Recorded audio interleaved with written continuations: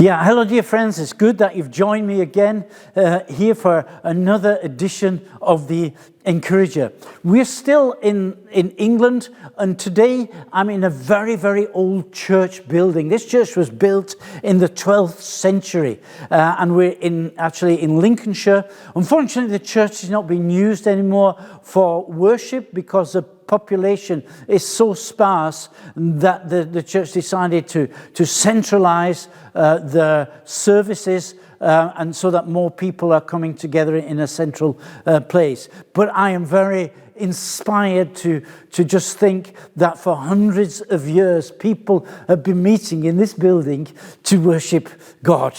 Well, let's get to our subject today. You know, we're going to go to Bethlehem shortly, but before we do that, we're just having a look at the fact that God has our lives in his hand. And yesterday I spoke that whatever happens in our life, God gives us times and seasons and purpose for everything that happens. God is ruling over our lives, and that's good news. Now, my question for us this morning is, why does God allow the different seasons? What purpose do they serve?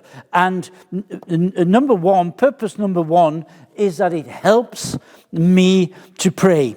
We're looking in the 3rd chapter of the book of Ecclesiastes. Now I come to verse 9, and it says, what profit has he who works in that which he laboureth? It's a strange verse, and actually if you could look into the Hebrew verse, you would see that it's not just about working and working hard, but it's actually about bringing forth new life, as a woman would bring a child to birth. And you know, we go through different times and seasons in our life because God wants to birth something new. Maybe it's a new revelation, maybe it's new knowledge, new understanding of something that is happening.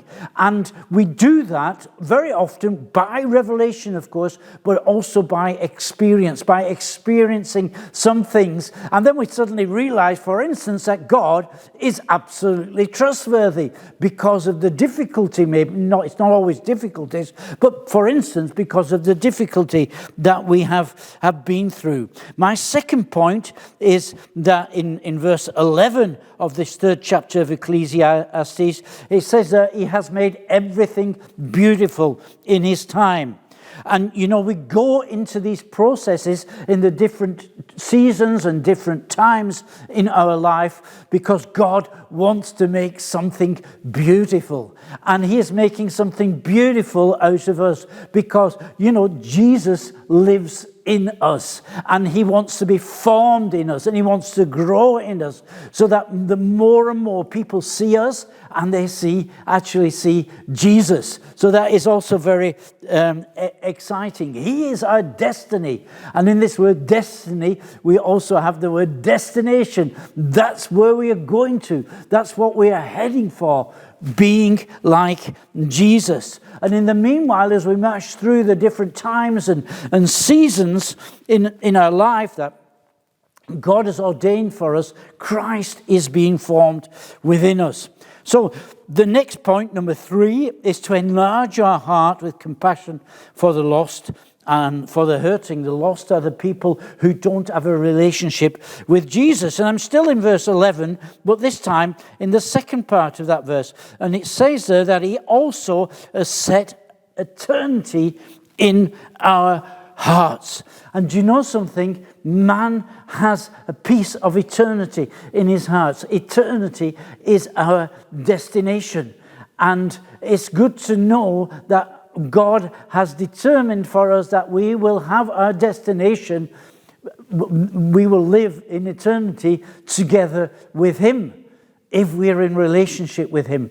So what I am saying, God has put eternity into our heart, and that means that we should try to reach out to others who do not know about him and invite them to join us on this journey with Jesus. And number 4, my last point this morning, also in verse 11, you'll never fully discern the purpose of the season that you are in. Let's just read the last part of verse 11.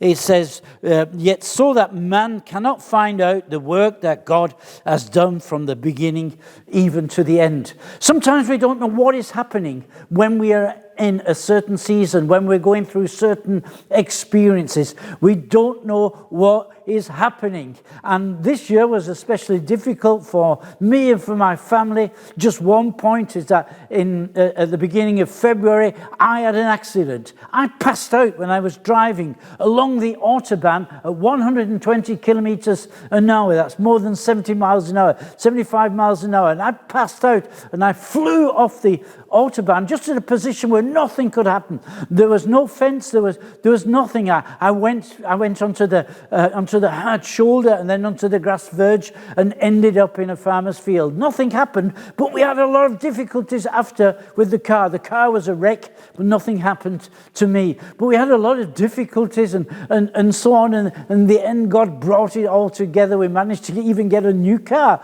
out of this difficulty. But why did God do that? I didn't know at the time, and I still don't know. Sometimes we find it out in hindsight and start to understand it. But what I've learned from the years that I've been living with Jesus and following Jesus is that he is absolutely faithful, and he is absolutely he is absolutely trustworthy, and we can really entrust him with our lives. So I'd like to just recommend this kind of a life to you at the end of this devotion this morning. God bless you. I hope I'll see you tomorrow, and have a good day.